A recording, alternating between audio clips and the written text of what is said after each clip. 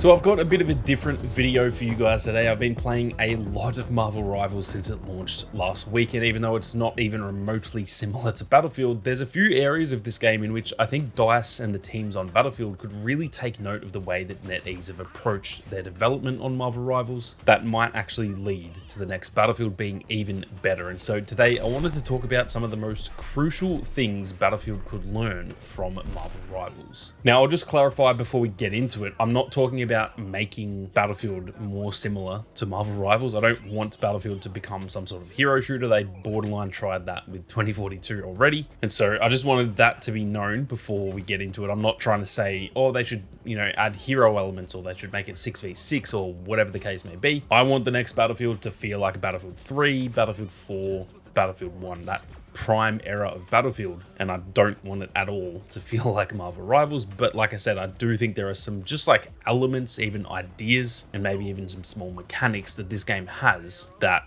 could just translate well to Battlefield. And so I just thought I would clarify that before I get a bunch of comments saying don't turn the next Battlefield into Marvel Rivals, because I completely agree. Now, the first thing that I wanted to talk about in this video is to do with the team up system that's in Marvel Rivals. And this is a system that I haven't really seen done before in any shooters. Granted, it may have been done in some of the shooters that I don't play, but as far as I'm aware, it's something that hasn't really been done before, at least not to this extent anyway. Now, how this system works in Marvel Rivals is that obviously between all of these Marvel characters, some of them have just absolutely nothing to do with each other, whereas some of them are obviously from the same specific universes. Some of them are Avengers, for example, and some of them are villains to the other heroes in the game and stuff like that. And between a bunch of these different characters, a lot of them have the ability to team up with other characters, provided they are in your team as well. So using Spider-Man as an example, he's probably the most well-known character in the game. We all know that one of the villains in the Spider-Man universe is Venom, and Venom is also in this game. Now, if you are on the team, let's just say I'm playing as Spider-Man and one of you guys is on my team and you're playing as Venom, we actually team up, and that then gives Spider-Man symbiote abilities, which means that he gets kind of taken over a little bit by the symbiote, which is pretty much what turns Venom into Venom. And so depending on who you choose in the game, certain characters will have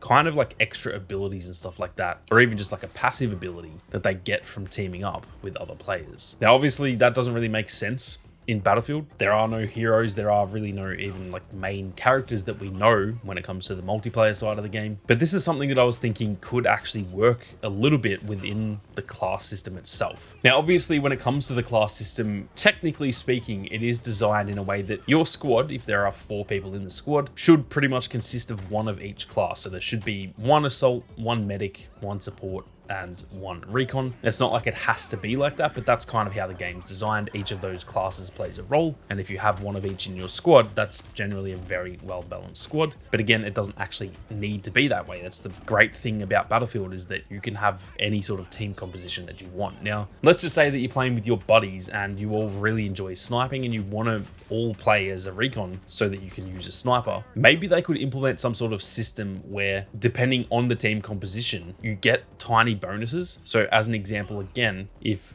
you and 3 of your friends all play as the recon class, maybe you'll get some sort of tiny bonus. And I'm talking small stuff here, guys. I'm not talking like if you all play as snipers, you get guaranteed 1-shot kills or something stupid like that. I'm more talking something like, for example, if you're all playing as the recon class, maybe that considers you to be like an elite sniper squad, and therefore it removes the camera sway and you don't have to like hold your breath to steady the aim. It's just steady at all times, or something small like that, where it doesn't really affect the gameplay massively, and yet it still helps out a little bit. Now, on the flip side, it could also work exactly the same for if you have a balanced squad loadout. So if you had 1 assault, 1 medic, 1 support, and 1 recon, maybe there are also bonuses across the board that each of those classes kind of bring, and it's almost like a perk system depending on the class that you choose in combination with those other classes. Now, again, it would be a little bit hard to do, and I wouldn't want this to be some massive thing where, like I said, if everyone's a medic, then you all get like double the health. I'm not talking crazy stuff like that. I don't want this game to be out there and wacky. I want it to feel like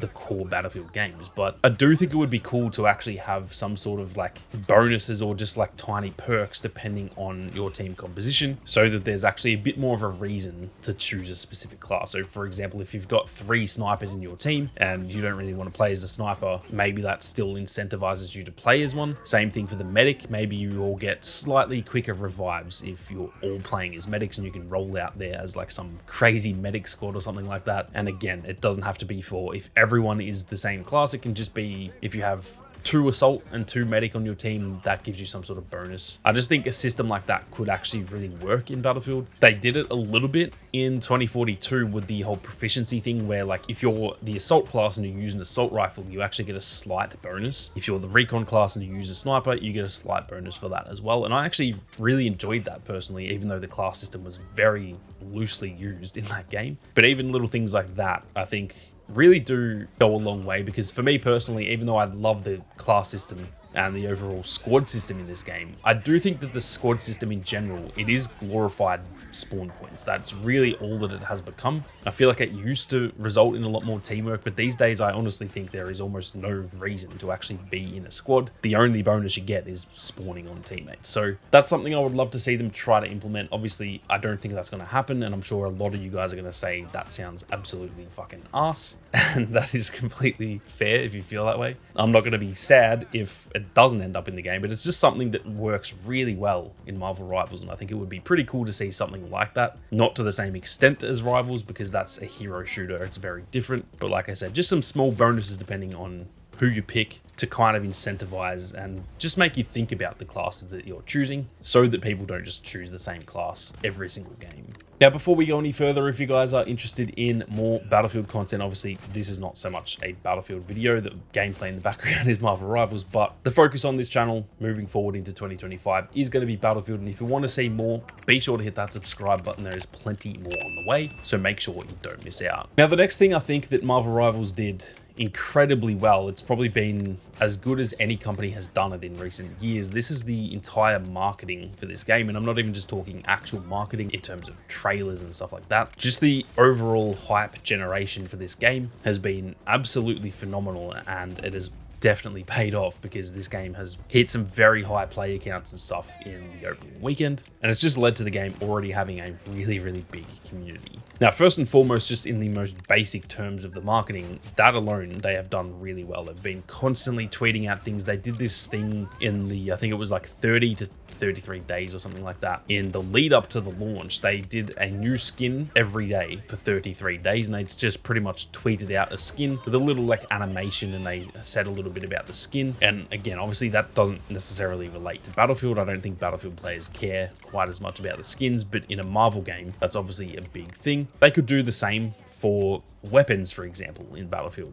For the 40 days leading up to launch, if there are 40 weapons in the game, they could literally just every day tweet out a little sort of video of whether it's some gameplay or even just like in the gunsmith sort of, you know, putting attachments on it and stuff like that of each new weapon, so that in the lead up to launch, we kind of get to see what we're going to be able to play with. And for me personally, those things really do build hype. I know it's a very small thing that doesn't affect whether the game's going to be good or bad, but for me personally, I want to be hyped about the next Battlefield. I want them to show me stuff that makes me go, wow, that actually looks really good, and I'm starting to get really excited. If they don't really market this game well, I genuinely think a lot of people are going to have no hype at all, because of the way that the last 2 games have gone. Whereas if they're showing off stuff every day, and it's like there's constant almost bombardment of marketing, and again, not the type of marketing that's like too pushy to where it's like, buy this game right now, like that stuff can get annoying. But when it's just showing off the actual content and stuff, showing all the weapons, maybe even showing all the maps and stuff, that stuff really gets me excited. And clearly it gets a lot of gamers excited, because it worked so well with Marvel Rivals. The other thing that Marvel Rivals did super well was like getting creators involved super early. The way that they did the beta was that you actually had to get a key for the beta. It wasn't just an open beta. And in order to get a key, you had to essentially get it from Twitch drops. And so that just built hype around the community. Every single player who wanted to play Marvel Rivals was then tuning into their favorite Twitch streamers. You had to watch for, I think it was like an hour. And obviously you don't have to physically watch. You can just leave it on your computer or whatever whatever. But for a lot of people, and myself included, I was sitting there actually watching these streams, getting so damn excited because I probably wouldn't have been watching them otherwise, but because I wanted a key, I'm sitting there watching. It's got me excited for one, just watching the gameplay, but then two, thinking, oh my God, I could get a key at the end of this. And it was just a really good way of doing it. Granted, it was a little bit annoying for those who missed out on the keys, but it just built so much hype. And even that, if you miss a key, it kind of gives you that feeling of missing out, which isn't necessarily a good thing, but that even still makes people want to play even more. So I just think the entire lead up to this game in terms of the marketing and building hype, just general hype generation, has been some of the best that I've really seen in recent years. And I think the teams at DICE and essentially just EA in general could really learn from that. All of their trailers are always phenomenal when it comes to Battlefield and just DICE in general, really. But if they can do a little bit more, showing off the weapons, showing little bits of gameplay each day, and like doing stuff that for, 6 weeks we're just getting a daily update on this game and it's getting closer and closer, and oh my God, there's only 20 days left. Like, that sort of thing really does get people excited, and that's what they need if they want this game to do well, especially at launch, provided the game is obviously good at launch, because if people get excited and the game sucks, that's probably going to work in the other direction. Now, last but not least, and I won't touch on this too much because I've already gone on a little bit longer than I expected, but I think the thing that I love the most about Marvel Rivals is that it has a very, very clear vision for what they want this game to be, and they've just stuck with that, and they've absolutely nailed it. Everything from the actual gameplay itself to the more unique elements of each different hero in the game to all of the modes, and especially when it comes to like the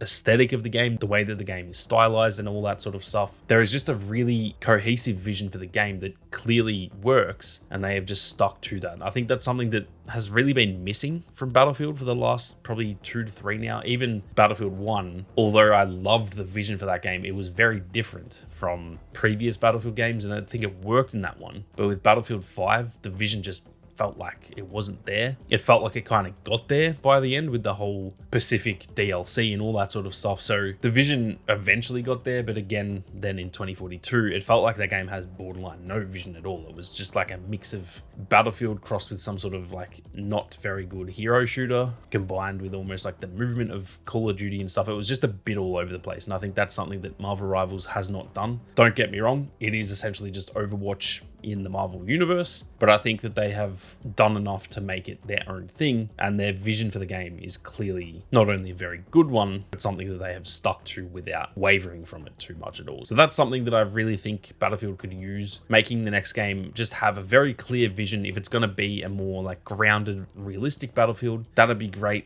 and just stick to that. Don't make it a grounded, gritty Battlefield and then in season 2 we're getting pink skins and stuff. That's where I think a lot of Battlefield games, and not even just Battlefield, it's like that with Call of Duty and stuff, they do just lack like cohesion, especially after launch. I think leading up to launch they're usually fine, but I do think that they can kind of lose that vision a bit, and it really does end up impacting the game. So hopefully that is something they fix for Battlefield 2025, but obviously until it launches we're gonna have to wait and see. But that is going to do it for this one, guys. Obviously something a little bit different with the Rivals gameplay. I've just been playing this game a lot, having a lot of fun, and it's kind of fun to every now and then just completely have a break from Battlefield. I realistically haven't been playing Battlefield at all for the last like 6 or so months now at least, so I thought I'd throw something a little bit different in there. With that being said, I'm keen to hear all of your thoughts, whether you agree or disagree with any of these, so be sure to leave your thoughts down below. But with that being said, thank you all very much for watching. You guys have a great day, and I'll catch you all out there on the battlefield.